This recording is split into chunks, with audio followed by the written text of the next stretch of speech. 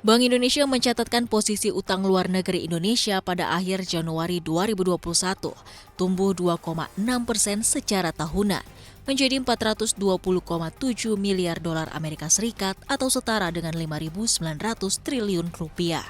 Utang luar negeri Indonesia di awal tahun 2021 juga menjadi yang tertinggi sejak pandemi COVID-19 masuk ke tanah air.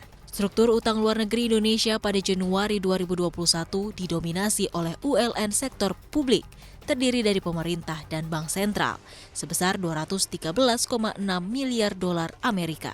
Sementara ULN sektor swasta termasuk BUMN sebesar 207,1 miliar dolar Amerika.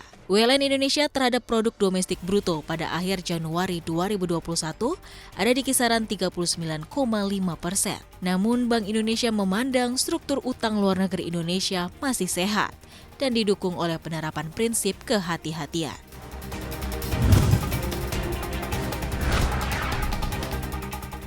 Nilai surplus neraca perdagangan kembali melonjak. Neraca perdagangan Februari 2021 mencapai 2,01 miliar dolar Amerika Serikat atau lebih tinggi dari realisasi Januari 2021.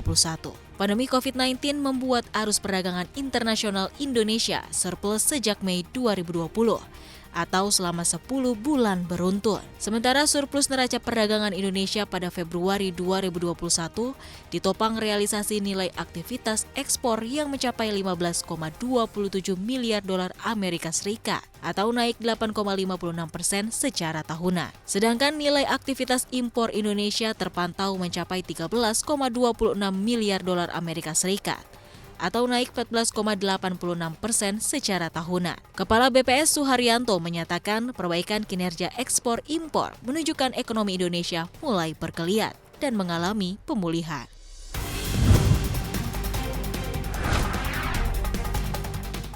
Pemerintah memutuskan untuk kembali membuka impor garam ke tanah air di tahun ini. Menteri Kelautan dan Perikanan Sakti Wahyu Trenggono menyatakan kebijakan itu sudah diputuskan dalam rapat Kemenko Bidang Kemaritiman dan Investasi beberapa waktu lalu. Rencana pemerintah untuk menjadikan Indonesia sebagai negara swasembada garam masih jauh dari harapan. Sebab dalam 1 dekade terakhir, Indonesia mengimpor garam jutaan ton setiap tahunnya. Wahyu Trenggono menambahkan, kebutuhan garam dalam negeri saat ini masih menunggu data komprehensif terkait kebutuhan garam di Indonesia. Sebelumnya, Kementerian Perindustrian memproyeksi kebutuhan garam nasional di 2021 akan mencapai 4,6 juta ton, yang sebagian besar atau 84%-nya merupakan kebutuhan industri manufaktur.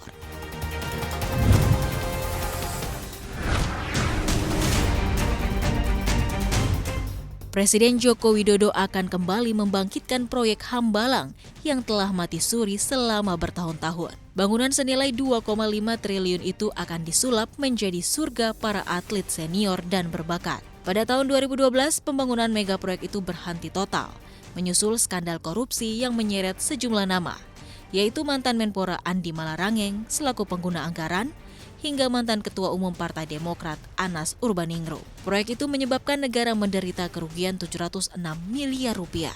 Menteri Pemuda dan Olahraga Zainuddin Amali mengakui bahwa diperlukan proses yang panjang untuk dapat menjadikan Hambalang sebagai tempat pemusatan latihan. Rencana untuk kembali mengoperasikan kompleks olahraga Hambalang telah tercantum dalam agenda besar desain olahraga nasional.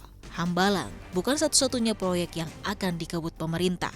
Pemerintah akan membuat 10 sentra pemusatan latihan di beberapa daerah.